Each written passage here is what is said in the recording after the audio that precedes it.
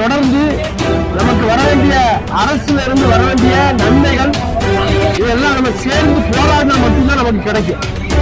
நான் தமிழக பத்திரிகையாளர் சங்கத்தின் தூத்துக்குடி மாவட்ட தலைவராக இருக்கிறேன். இதே போல ஒவ்வொரு சங்கமாய் தனித்தனியா இதை புரிஞ்சு இருக்கிறோம்.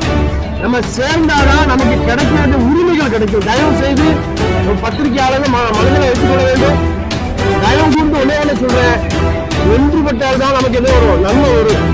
இதை விட்டுட்டு நான் பெரியாரும் சின்ன சொல்லி இதை வேற்றுமை இல்லாதபடி பத்திரிகையாளர்கள் இடத்திற்கும் சரி நமக்கு அங்கீகாரமான பஸ் பாஸ், அந்த அடையாள அட்டை, அரசு கொடுக்க வேண்டிய அடையாள அட்டை எல்லாம் நம்ம பத்திரிகையாளருக்கு முறைப்படி கிடைக்க வேண்டும் சொன்னா நம்ம ஒன்றிணைந்து நினைச்சு நம்ம செயல்பட வேண்டும் சொல்லி பத்திரிகையாளர்கள் வேண்டுகோளா வைக்கிறேன்.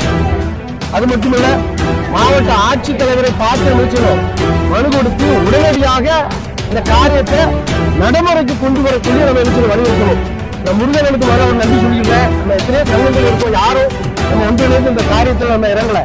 முதல் முறையாக கூட்டியன் முருகன் அவர்களே இடத்துல பேசும்போது சொன்னாங்க, சேர்ந்தாதான் அதுக்கு ஒரு முடிவு வரும் சொல்லி. அதனாலதான் இன்னைக்கு எத்தனையோ அழைப்பு இருந்து நம்ம போகாதபடி எல்லாம் ஒன்றிணைந்து வந்திருக்கிறோம்.